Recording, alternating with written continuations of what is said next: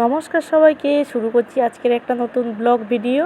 তো দেখুন, আজ আমি রুই মাছের ঝোল করব। পাতলা পাতলা ফুলকপি আর আলু দিয়ে রুই মাছের ঝোল, আর একটু চিকেন বানাবো, আর উচ্ছে আর আলু দিয়ে একটু সবজি বানাবো। ওই যে রুই মাছের মাথাটা আছে না, ওই মাথাটা দিয়ে একটু সবজি বানাবো। তো দেখুন আপনারা ভিডিওটা। তো এখানে আমি রুই মাছটাকে ভাজতে দিয়েছি কড়াইতে। তো দিয়ে এখানে চিকেনটাকে ম্যারিনেট করতে চলে এসেছি। এই যে 2 কেজির মতন চিকেন আছে এখানে। তো পেঁয়াজ দিয়ে দিয়েছি আমি, প্রায় 300 গ্রামের মতন পেঁয়াজ দিয়েছি। দিয়ে এখানে আমি আদা রসুনের পেস্ট করে রেখেছি, সেটাকে দিয়ে দিয়েছি। আর হলুদ গুঁড়ো, লঙ্কার গুঁড়ো, পরিমাণ মতো লবণ, আর দিয়ে দিয়েছি জিরে গুঁড়ো আর একটু ধনে গুঁড়ো, আর দিয়েছি একটু মিট মশলা, টক দই দিয়ে ভালো করে মাখিয়ে নিয়েছি। একটু সর্ষের তেলও দিয়ে দিয়েছি। আপনারা সব সময় চেষ্টা করবেন চিকেন বানানোর সময় সর্ষের তেল ইউজ করতে। তো দেখুন, চিকেনটা আমি ম্যারিনেট করে চাপা দিয়ে রেখেছি। আর এখানে আমি মাছটা ভাজার পর ফুলকপি আর আলুটাকে লাল লাল করে ভেজে নিচ্ছি। তো ওই যে ভেজে তেলটা রয়ে গেছে, ওই তেলের মধ্যে পেঁয়াজ, ক্যাপসিকাম দিয়েছি, আর টমেটো, একটু আদা রসুনের পেস্ট, লঙ্কার গুঁড়ো, হলুদ গুঁড়ো আর পরিমাণ মতো লবণ দিয়ে ভালো করে কষিয়ে নিয়ে, ফুলকপি আর আলুটাকে দিয়ে ভালো করে কষিয়ে নিয়ে এইবারে জলটা দিয়ে আমি আলু আর ফুলকপিটা সিদ্ধ হওয়ার অপেক্ষায় থাকবো চাপা দিয়ে কিছুক্ষণ। তো ফুলকপি আর আলুটা যখন সিদ্ধ হয়ে যাবে, আমি মাছগুলোকে সব দিয়ে দেবো, দিয়ে কিছুক্ষণ ফুটিয়ে নেবো। নেওয়ার পর তারপরে আমি এখানে জিরে বাটা দিয়ে আমি ঝোলটাকে নামিয়ে নেবো। তো আপনারা পারলে এইভাবে একবার মাছের ঝোলটা বানিয়ে দেখবেন, খুব সুন্দর লাগবে। আমার মা এইভাবেই ঝোলটা বানায়। তো এই ঝোলটা এত টেস্টি হয় আর এত সুন্দর খেতে লাগে, আপনারা না বানালে বুঝতে পারবেন না। তো দেখুন কত সুন্দর কালার এসছে, একদম লাল লাল পাতলা পাতলা মাছের ঝোল।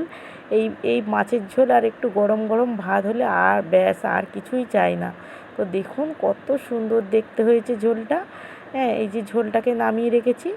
চলুন এইবারে আমি সবজিটা বানিয়ে ফেলি। এখানে কড়াইতে তেল দিয়ে পেঁয়াজ আর একটু 5 ফোড়ন দিয়ে উচ্ছে আর আলুটাকে একটু ভেজে নেবো লাল লাল করে। তারপরে হলুদ গুঁড়ো, লঙ্কার গুঁড়ো আর একটু পরিমাণ মতো লবণ দিয়ে মাছের মাথাটাকে দিয়ে চাপা দিয়ে কিছুক্ষণ রেখে আমি সবজিটা নামিয়ে নেব। তো আজ উনুনে রান্না করছি, কারণ আজ রবিবার, যেহেতু বাড়িতে সবাই আছে। হ্যাঁ, তো তাই ভাবলাম যে উনুনে রান্না করি। তো উনুনটা একদম বর্ষার জন্য একদম কাদা, একদম অবস্থা ভালো নয়। তো অনেকটা শুকনো হয়েছে। হ্যাঁ, সেদিনে কচু শাক রান্না করেছিলাম, অতটা ভালো ছিল না, এখন অনেকটাই শুকনো হয়েছে। হ্যাঁ, তো তাই ভাবলাম যে উনুনেই করে ফেলি। এখানে তেলেতে আলুগুলো ভেজে নিয়েছি চিকেনটা বানানোর জন্য।